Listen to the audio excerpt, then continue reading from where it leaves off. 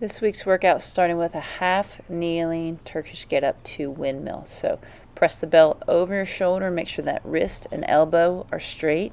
The shoulder is down, pull down into the socket. You're going to roll onto your forearm, then push your hand straight to come into a straight arm position. From there, you'll bridge your hips up, sweep your knee under, come into this half open lunge position.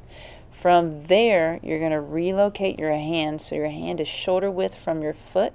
You're going to drop your elbow down to the ground as you look up at the bell and open up that shoulder. From there, we're reversing the steps of the Turkish get up. The bell is, we're going to sweep the leg back through, come back to the forearm, back down to the ground. Ideally, switching the bell around in a safe position, aka not over your face. We'll do the same thing on the other side.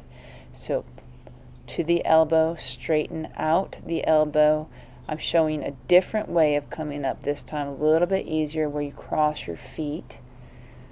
From there, hand goes equal shoulder distance from the foot. You're going to open up that shoulder as you take your elbow down to the ground, if possible. If not, go as far as you can. Then on the way back, you're just sliding your knee back in that bent knee position, unswitching your feet and coming down. From here, we're going to bring the bell overhead.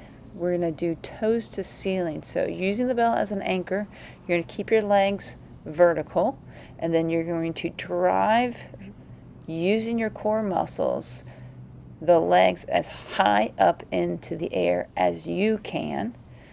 Then slowly lower back down to the ground. See, I could probably use a heavier bell. Sometimes if your bell is too light, you could grab the underside of a sofa if you're at home, or maybe two bells if you have that option.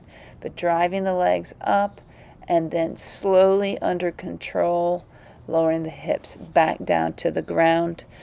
Make sure that the whole time you're holding onto the bell, you're pulling your shoulders down away from your ears, not shrugging your shoulders up towards your ears, to save yourself a little bit of potential neck and shoulder strain. Our final position from here is going to be a straight leg torso rotation. The bell is going to be pressed over your shoulder, nice straight wrist and elbow. You are going to keep your legs straight, and you're going to take your legs away from the bell side.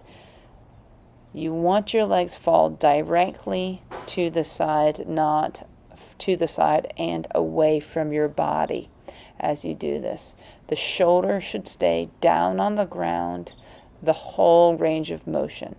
If you find your shoulders coming up, then just simply make your range of motion a little bit more shallow. Don't let your legs fall as far to the ground as you were doing while the shoulder was coming up.